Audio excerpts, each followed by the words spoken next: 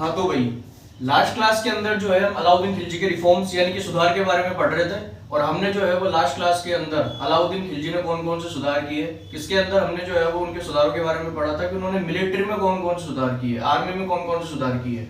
और आज की जो क्लास होगी वो होगी कि भाई उन्होंने लैंड रिवेन्यू यानी कि भूमि का जो कर है उसमें कौन कौन से सुधार किए, प्लस इसी के साथ साथ उन्होंने मिलिट्री में कौन कौन से सुधार किए उसके बारे में आज हम पढ़ेंगे। और दोनों ही अपने आप में बहुत ज्यादा इंपॉर्टेंट है, स्पेशली मिलिट्री रिफॉर्म्स यानी कि मिलिट्री में कौन कौन से सुधार किए। तो चलो देखते हैं एक एक करके सबका पोस्टमार्टम करते हैं। आज हम पढ़ेंगे लैंड रिवेन्यू रिफॉर्म्स।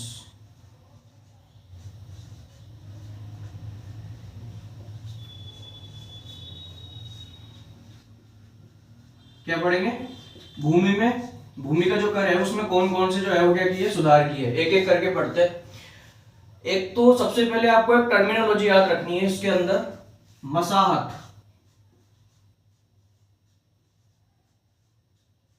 क्या याद रखनी है? मसाहत, MASAHAT, मसाहत। ये क्वेश्चन आ सकता है कि मसाहत होता क्या है। तो अलाउद्दीन खिलजी क्या करता था, जो मेजरमेंट करवाता था लैंड का, यानी कि जो भूमि है उसको जो नापने का काम करवाता था उसको कहते थे मसाहत। याद रखना, he did measurement of land.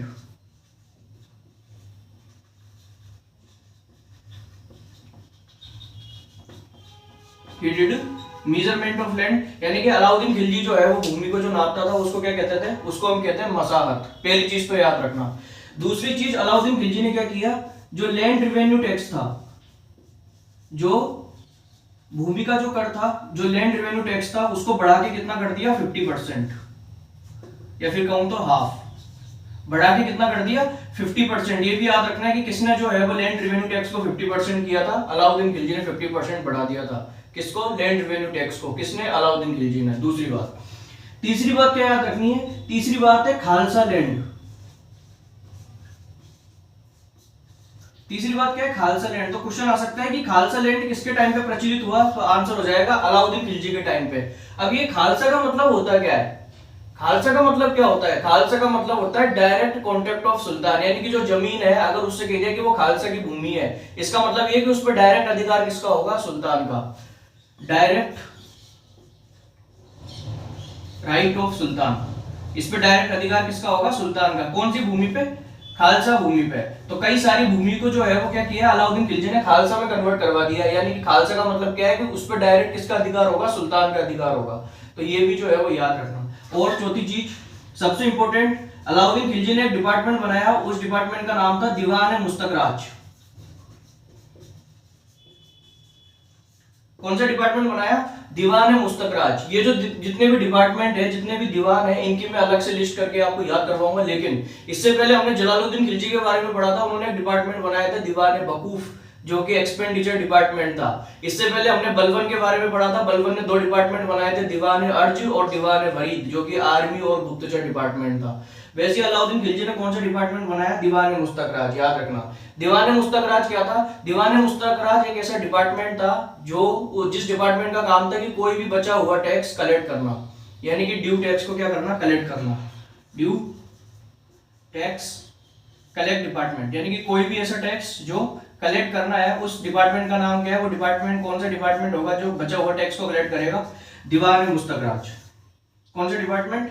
दीवान मुस्तकराज। ये भी याद रखना है। और कौन कौन से जो है वो क्या किए, तो अलाउद्दीन खिलजी ने स्पेशली 2 तरह के टैक्स और लगाए। कितने तरह के टैक्स लगाए? 2। एक का नाम था टू टैक्सेस। एक का नाम था घरी और दूसरे का नाम था चरी। कौन कौन से? एक का नाम था घरी और दूसरे का नाम था चरी। ऐसे याद रख लेना। घरी का मतलब घर और चरी का मतलब चारा। घरी का मतलब क्या होता है? घर। चरी का मतलब चारा, यानी कि एनिमल फोडर, यानी कि जानवरों का जो चारा है उसके ऊपर जो टैक्स लगता था वो कौन सा था? चरी। तो यहां पे हो जाएगा एनिमल फोडर टैक्स। जानवरों का जो चारा होता था उसके ऊपर जो टैक्स लगता था उसको क्या बोलते थे? चरी। और घड़ी का मतलब घर, यानी कि लोगों के घरों के ऊपर जो टैक्स लगता था उसको क्या बोलते थे? चरी। House tax, people's house tax, यानी कि लोगों का जो घर है उसके ऊपर जो टैक्स लगता था उसको क्या बोलते हैं? हम घरी। एक बार जो हम रिवाइज कर लेते हैं, ये 5 पॉइंट जो है वो अच्छी तरीके से क्या रखने, याद रखने हैं। कौन कौन से 5 पॉइंट? अलाउद्दीन खिलजी के हम सुधार पढ़ रहे थे कल लास्ट क्लास के अंदर, जो है हमने उनके मिलिट्री के रिफॉर्म्स देखे। आज हमने जो है उनके लैंड रेवेन्यू रिफॉर्म्स देखे। सबसे पहले हमने देखा मसाहत। मसाहत क्या होता है? अलाउद्दीन खिलजी जमीन का जो मेजरमेंट करवाता था, जो उसको नापता था, उसको क्या बोलते हैं? मसाहत। ये टर्मिनोलॉजी याद रखना। इसके अलावा उन्होंने क्या किया, जो लैंड रेवेन्यू टैक्स है यानी कि जो भूमि का कार्य है उसको बढ़ा के कितना कर दिया? 50% कर दिया। इसके अलावा जो मैक्सिमम भूमि है, मैक्सिमम जो लैंड है उसको किसमें कन्वर्ट कर दिया? खालसा में कन्वर्ट कर दिया। खालसा का मतलब क्या होता है कि भाई उस पे जो है वो सुल्तान का क्या होगा? सुल्तान का डायरेक्ट कॉन्टेक्ट होगा। सुल्तान का डायरेक्ट जो है उस पे क्या होगा? उस जमीन पे अधिकार होगा। तो ये किया, मैक्सिमम भूमि को किसमें कन्वर्ट कर दिया? खालसा में। इसके अलावा एक डिपार्टमेंट बनाया जिसका नाम था दीवान मुस्तकराज। दीवान का मतलब डिपार्टमेंट, मुस्तकराज एक ऐसा डिपार्टमेंट था जो कि कोई भी बचा हुआ टैक्स क्या करता था? उसको कलेक्ट करता था। और ये डिपार्टमेंट किसने बनाया? एक अलाउद्दीन खिलजी ने बनाया। और दो तरह के टैक्स कौन कौन से लगाए? एक तो लगाया घरी और दूसरा लगाया चरी। चरी तो अपने आप में चारा यानी कि एनिमल फॉडर टैक्स था। और घरी, घरी का मतलब क्या है? हाउस होल्ड टैक्स यानी कि पीपल्स यानी लोगों के जो घर है उसके ऊपर जो टैक्स लगता था वो कौन सा था? घड़ी। यानी कि पांचों पॉइंट जो है हमें सिंपल वे में जो है वो क्या रखने, याद रखना है। अगला हम सुधार पढ़ रहे हैं अलाउद्दीन खिलजी के मार्केट रिफॉर्म्स, यानी कि मार्केट में कौन कौन से सुधार किए।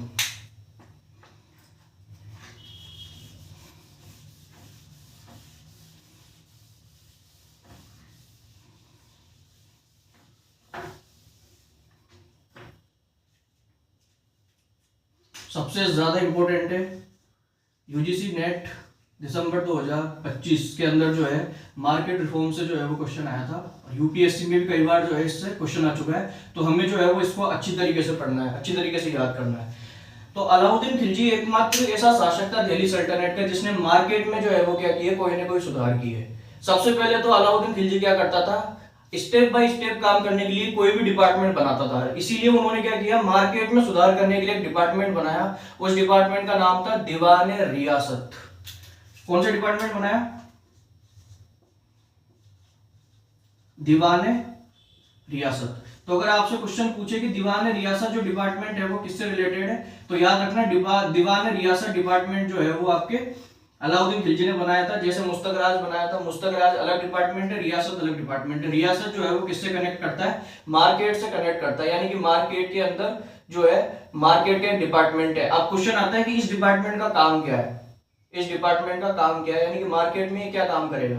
तो सबसे पहली बात तो ये जो मर्चेंट्स है यानी कि जो व्यापार है उनको इनरोल करने का काम करता था, उनको रजिस्टर करने का काम करता था। सबसे पहले तो क्या बताया मैंने, दीवान रियासत जो कि अलाउद्दीन खिलजी ने बनाया था, उसका काम क्या था? जो मर्चेंट्स थे यानी कि जो व्यापार थे उनको क्या करने का? उनको इनरोल करने का, उनको रजिस्टर करने का। पहली बात तो। दूसरी बात, इस डिपार्टमेंट के माध्यम से अलाउद्दीन खिलजी ये जो है वो क्या करता था? अलाउद्दीन खिलजी रेगुलेट करता था कि जो प्राइसेस है वो कहीं ज्यादा तो नहीं है, वो कम तो नहीं है, यानी कि प्राइसेस को कंट्रोल एंड रेगुलेट। प्राइसेस को एक तरीके से देखभाल करता था डिपार्टमेंट। इस डिपार्टमेंट का काम क्या था कि मार्केट में जो प्राइसेस है वो कहीं ज्यादा तो नहीं, कहीं कम तो नहीं, यानी कि कंट्रोल करने का काम करता था प्राइसेस को, और रेगुलेट करने का काम करता था। क्या करता था? प्राइसेस को कंट्रोल करने का काम करता था और रेगुलेट करने का काम करता था। दूसरा काम ये इस डिपार्टमेंट का मार्केट से रिलेटेड। तीसरा काम क्या है? इसने क्या किया, इस डिपार्टमेंट ने जितने भी सोल्जर्स थे, जितने भी मर्चेंट्स थे, जितने भी क्या थे, जितने भी मर्चेंट्स थे, जितने भी व्यापार थे, उनको कहां पे भेजता था ये डिपार्टमेंट? बंदायू गेट। कहां भेजता था? बंदायू गेट भेजने का काम करता था। यानी कि ये स्टेटमेंट भी याद रखना कि ऐसा कौन सा डिपार्टमेंट था जो मर्चेंट्स को बंदायू गेट में जो है भेजने का काम करता था। तो आपको दिमाग में आ जाना चाहिए कि मर्चेंट्स का नाम सुन के व्यापार, और व्यापार कहां होते हैं? मार्केट के अंदर होते हैं। तो यानी कि मार्केट से रिलेटेड कौन सा डिपार्टमेंट? दीवान रियासत। कौन सा डिपार्टमेंट? दीवान रियासत। तो ये तीन बातें हमें याद रखनी। पहली तो मर्चेंट्स को इनरोल करने का काम था, प्राइसेस को रेगुलेट और कंट्रोल करने का काम था, और मर्चेंट्स को जो है वो कहां पे भेजने का काम था? बंदायू गेट।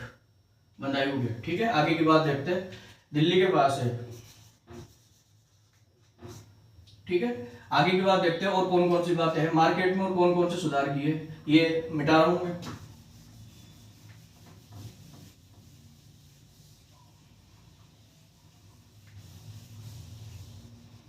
अलाउद्दीन खिलजी ने क्या किया? अलाउद्दीन खिलजी जो था उसने क्या किया? मार्केट को ढंग से काम करवाने के लिए तीन भाग में डिवाइड कर दिया। कितने पार्ट में डिवाइड कर दिया? मार्केट को तीन भागों में डिवाइड कर दिया। तो हम जो है वो मार्केट को कौन कौन से तीन भागों में डिवाइड किया वो इंपॉर्टेंट है, वो हम याद करते हैं। मार्केट कितने भाग में डिवाइड किया? 3 भागों में। कितने भागों में डिवाइड किया मार्केट को? 3 भागों में। कौन कौन से 3 भागों में डिवाइड किया? 1, 2 और 3। कौन कौन से? 1, 2 और 3। तो कौन कौन से 3 भागों में डिवाइड किया? एक तो किया सराय ई अदल। पहला जो मार्केट होता था उसका नाम क्या है? सराय ई अदल। सराय ई अदल जो मार्केट होता था वो ग्रोसरी से रिलेटेड मार्केट होता था। ग्रोसरी का सामान जो होता है, जैसे आप फल फ्रूट लाते हो, सब्जी लाते हो, ठीक है, वो किसमें आ जाएगा? ग्रोसरी। तो सराय ई अदल जो है वो किससे रिलेटेड था? ग्रोसरी से रिलेटेड था कि अगर भाई ग्रोसरी का सामान लाना है तो वो आप कहां से लाओगे? कौन से मार्केट से? सराय ई अदल। जो दूसरा मार्केट अलाउद्दीन खिलजी ने कौन सा बनाया? मंडी। मंडी, दूसरा मार्केट का नाम क्या था? मंडी। मंडी में आपको मिलता है सीरियल्स, अनाज। जैसे आज भी आप कहीं गेहूं लेने जाते हो तो कहां पे लेने जाते हो? अनाज मंडी में लेने जाते हो। तो उस टाइम भी जो है उसको क्या बोलते थे? मंडी। मंडी का मतलब क्या है? सीरियल्स, यानी कि अनाज। तो कौन कौन से 3 भागों में डिवाइड किया? पहला सराय अदल। सराय अदल में क्या होता था? ग्रोसरी, याद रखना है सराय अदल क्या है। दूसरा मंडी, मंडी क्या होता था? सीरियल्स यानी कि अनाज। और तीसरा जो मार्केट होता था वो होता था market of animal and slave. Market of animal and slave यानी कि दासों का और जानवरों का मार्केट एक था। Market of animal and slave यानी कि किसी को दास की जरूरत थी, नौकर की जरूरत थी या जानवर की जरूरत थी तो उनका मार्केट अलग से है। उनका मार्केट क्या है? अलग से। तो ये 3 भाग आपको डिवाइड रखना है, सराय अदल, मंडी और market of animal and slave. Sarai Adal grocery का मार्केट होता था, मंडी जो है वो अनाज या सीरियल्स का मार्केट होता था, और एनिमल यानी कि जानवर और दासों का मार्केट अलग होता था। तो ये 3 आपको जो है वो याद रखना है, ठीक है। इसके अलावा अलाउद्दीन खिलजी ने मार्केट के ऊपर कंट्रोल करने के लिए कई सारे ऑफिसर्स अपॉइंट किए हैं। टोटल मिला के 4 प्रकार के ऑफिसर्स। कितने प्रकार के ऑफिसर? 4 प्रकार के ऑफिसर जो है वो अपॉइंट किए। उनके बारे में हम पढ़ते हैं कि भाई वो 4 प्रकार के ऑफिसर्स कौन कौन से थे मार्केट के ऊपर कंट्रोल करने के लिए।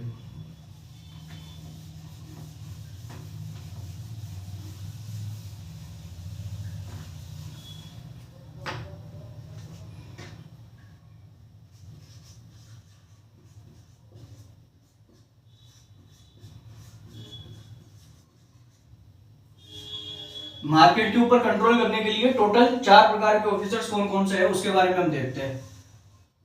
पहला, दूसरा, तीसरा और चौथा। कौन कौन सा? पहला, दूसरा, तीसरा और चौथा। तो मार्केट के ऑफिसर सबसे पहला जो है उसका नाम है सहनाए मंडी।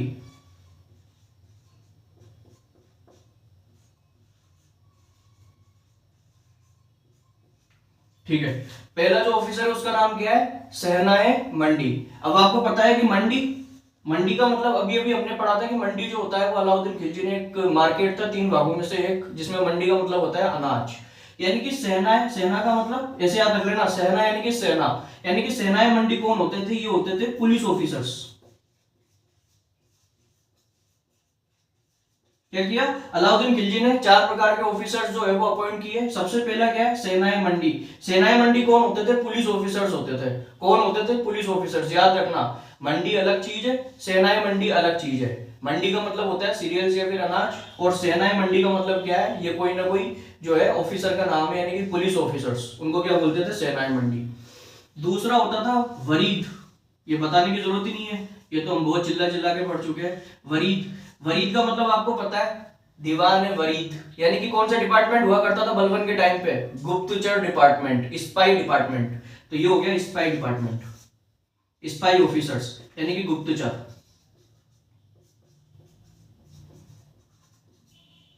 कौन सा हो गया? गुप्तचर। पहला हो गया सेनाई मंडी, दूसरा हो गया वरीद, तीसरा होता था मुनियान। तीसरा क्या होता था? मुनियान। अब मुनियान भी एक तरीके से वरीद के साथ ही रहता था। मुनियान भी वरीद के साथ ही रहता था, इसीलिए मुनियान और वरीद का एक जैसा ही काम था लगभग। जैसे एक होता है इंटेलिजेंट ऑफिसर, इंटेलिजेंस ब्यूरो, और एक होता है गुप्तचर। तो इन दोनों का लगभग जो है वो सेम काम था। तो ऐसा माना जाता है कि मुनियान और वरीद ये दोनों के दोनों ही जो है वो क्या थे? गुप्तचर थे। कौन थे? गुप्तचर थे। तो पहला तो कौन सा हो गया? सेनाई मंडी। सेनाई मंडी तो पुलिस ऑफिसर होता था। वरीद और मुनियान ये दोनों ही कौन होते थे? गुप्तचर, स्पाई ऑफिसर्स होते थे। और सबसे इंपॉर्टेंट जो आपको पता होना चाहिए, परवाना नवीस। परवाना नवीस ये परवाना नवीज का मतलब क्या होता है? क्वेश्चन आता है कि परवाना नवीज क्या होता है। पहली बात तो परवाना नवीज जो है वो अलाउद्दीन खिलजी के टाइम का मार्केट के ऊपर कंट्रोल करने के लिए एक ऑफिसर्स की जो है वो क्या है, श्रेणी है, ऑफिसर्स की सीरीज है।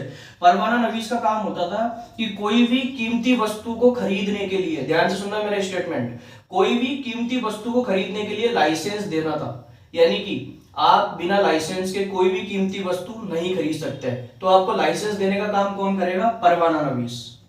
याद हो गया? परवाना नवीस का काम क्या होता था? कीमती वस्तु को खरीदने से पहले लाइसेंस देने का। जैसे मुझे कीमती वस्तु खरीदनी है तो उसके लिए मेरे को लाइसेंस की जरूरत पड़ेगी, बिना लाइसेंस के मेरे को कीमती वस्तु नहीं मिलेगी। और मैं लाइसेंस किससे मांगूंगा?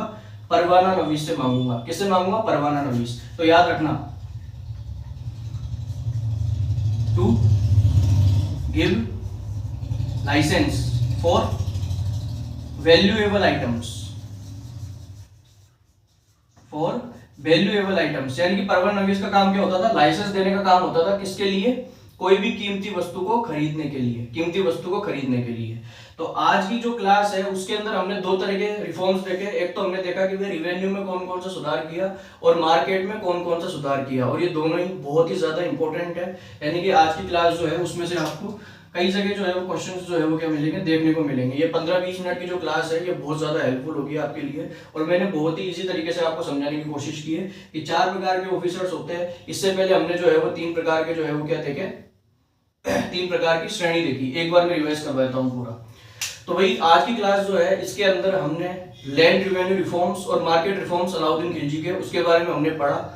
लैंड रिवेन्यू रिफॉर्म्स में सबसे पहले हमने देखा कि मसाहत क्या होता है। मसाहत का मतलब होता है अलाउद्दीन खिलजी जो भूमि जो है उसका जो मेजरमेंट करवाता था, उसको जो नापवाता था, उसको बोलते थे मसाहत।